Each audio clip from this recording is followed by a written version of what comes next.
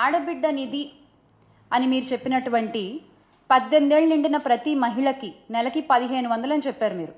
18 ఏళ్ళు నిండిన వాళ్ళు దాదాపుగా 2.7 కోట్ల మంది ఉన్నారు మన రాష్ట్రంలో. ఈ 2.7 కోట్ల మందికి మీరిస్తానన్న లెక్కే 1500 చొప్పున, ఏడాదికి 18,000 చొప్పున, మొత్తం 37,313 కోట్లు. ఇది ఒక లెక్క.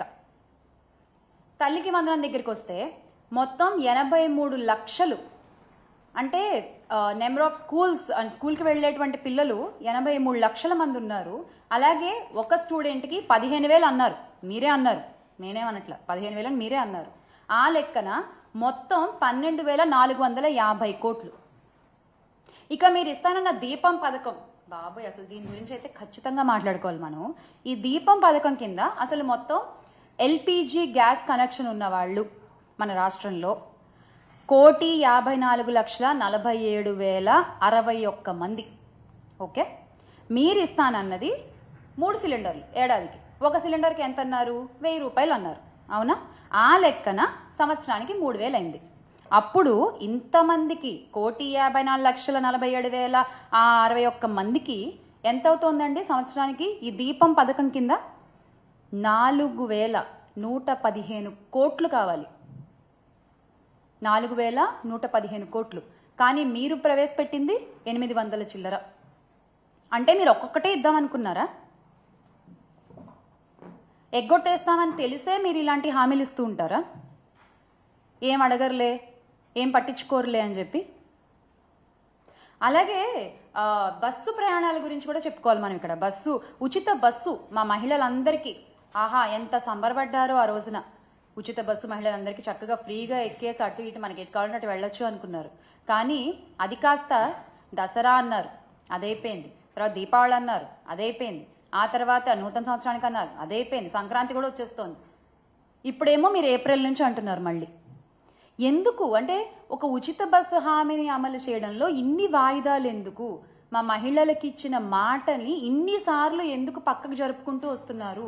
ఎందుకు పక్కన పెట్టేస్తూ వస్తున్నారు? మహిళలనే కాదు, మహిళలు, రైతులు, విద్యార్థులు, నిరుద్యోగులు ఏ ఒక్క హామీ నెరవేర్చారండి? ఏ ఒక్క హామీ నెరవేర్చారు మీరు?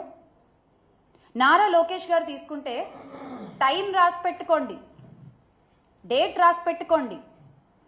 2025 మేము జాబ్ క్యాలెండర్ రిలీజ్ చేస్తున్నాం.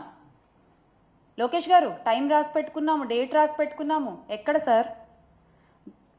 గౌరవ విద్యాశాఖ మంత్రి గారు ఎక్కడ జాబ్ క్యాలెండర్? ఒకసారి ఆ వీడియో కూడా చూద్దాం.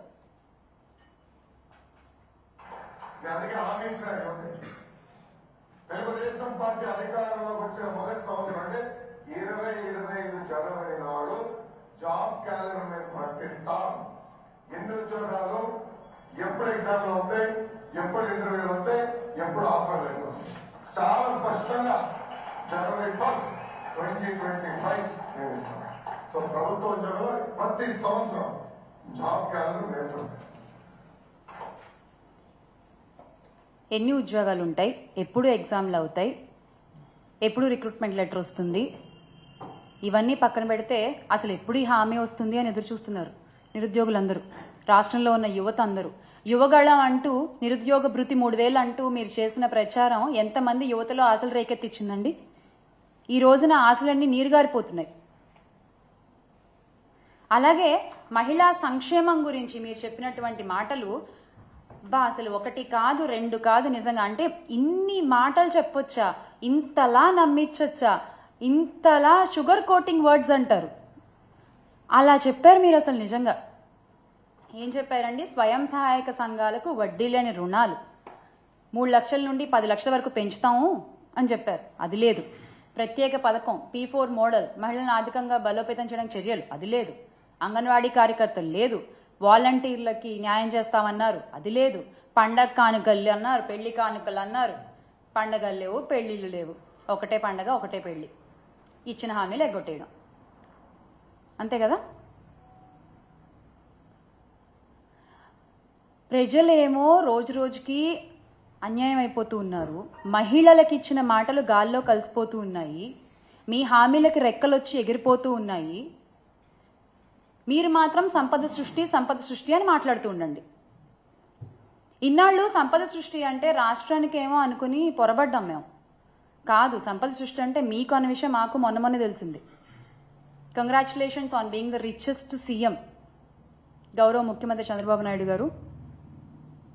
సంపద సృష్టి అంటే ఇదా? ప్రతిదాన్ని ప్రైవేటీకరణ చేయడం, జగనన్న ఆధ్వర్యంలో ప్రవేశపెట్టిన అన్ని పథకాలని ఈ రోజున మీరు ప్రైవేటీకరణ చేస్తున్నారు, ఆరోగ్యశ్రీతో సహా. ఏంటండి అది? మహిళలంటే గౌరవం లేదు, యువతకి దారి చూపిద్దామన్న శ్రద్ధ లేదు, హామీలు నెరవేర్చుదామన్న ఆలోచన లేదు. ఏంటయ్యా అంటే మళ్ళీ అంటే ట్రోల్ చేస్తారు, సీజ్ ద షిప్ అంటారు. ముందు ఈ ప్రాబ్లమ్స్ అన్నిటినీ సీజ్ చేయండి సార్, ముందు ఇవన్నీ సీజ్ చేయండి, ఆ తర్వాత మనం మాట్లాడుకుందాం దేన్ని సీజ్ చేయాలో. ఇంతమందికి మీరు సమాధానం చెప్పాలి, ఇంతమంది మీ సమాధానం కోసం ఎదురు చూస్తున్నారు. వాళ్ళ తరఫున వైఎస్ఆర్ కాంగ్రెస్ పార్టీ ఖచ్చితంగా నిలబడుతుంది, ప్రశ్నిస్తుంది, అడుగుతుంది. ఖచ్చితంగా మళ్ళీ ఆంధ్ర రాష్ట్ర ప్రజలందరూ కూడా మా పార్టీ అధ్యక్షులు గౌరవ శ్రీ వైఎస్ జగన్మోహన్ రెడ్డి గారిని అధికారంలో కూర్చోపెడతారు. ఖచ్చితంగా we all will make Andhra great again with Jagananna.